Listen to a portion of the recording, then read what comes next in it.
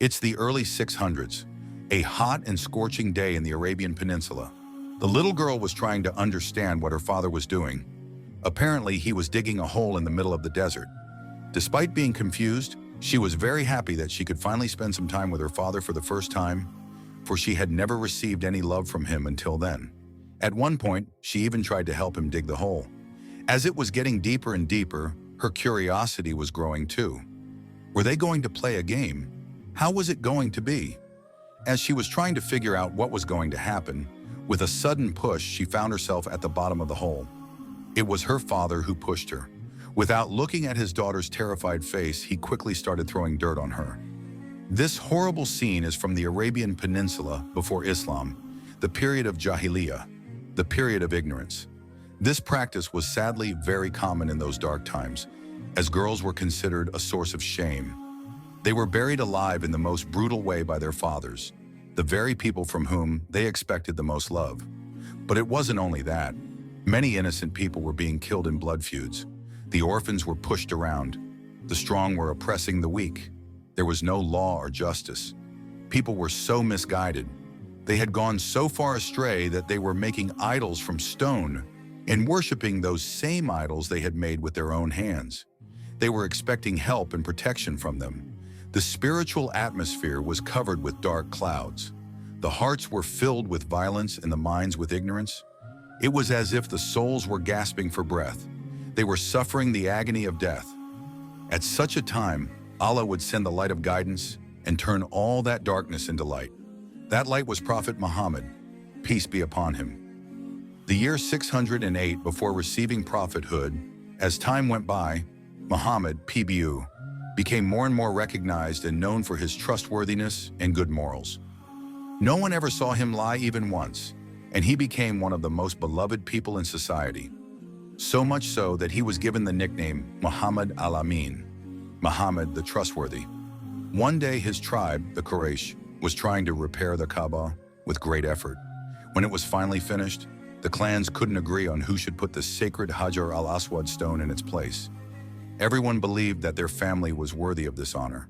Because of the heated arguments, they came to a point where they were taking oaths to kill each other. Then, with their unanimous agreement, Muhammad al-Amin acted as a judge in the matter and resolved the issue, peacefully ending the conflict. He made them put Hajar al-Aswad on a piece of cloth, and the leaders of each clan carried the cloth by holding one end of it. Finally, he took the stone and put it in its place himself. Everyone was very pleased with this decision. The year 610, the Prophet, peace be upon him, was approaching the age of 40. At a time when persecution and injustice became more severe in Mecca, he wanted to leave the cruel idol worshippers behind and be alone with his master. He could no longer tolerate what was happening in the city. To a certain extent, he was going to retreat from society and regularly go up to Mount Nur. As he stayed in the cave of Hira upon the mountain, contemplating his Lord's creation and praying to him for months each day, his love for his Creator increased more and more. On one of those days, suddenly he encountered a being he had never seen before. It was Jibril, the angel of revelation. And the first ayah of the last true book, the Quran, was sent down to the earth. Recite, "In the name of your Lord who created man from a clinging substance." Recite, "And your Lord is the most generous, who taught by the pen, who taught man what he did not know."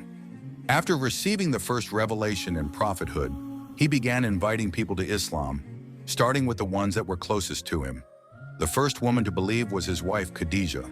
The first man to believe in him was Abu Bakr, and the first child was Ali. In the first years of revelation, the invitation to Islam was done in secret. In this way, the Muslims could be protected from danger.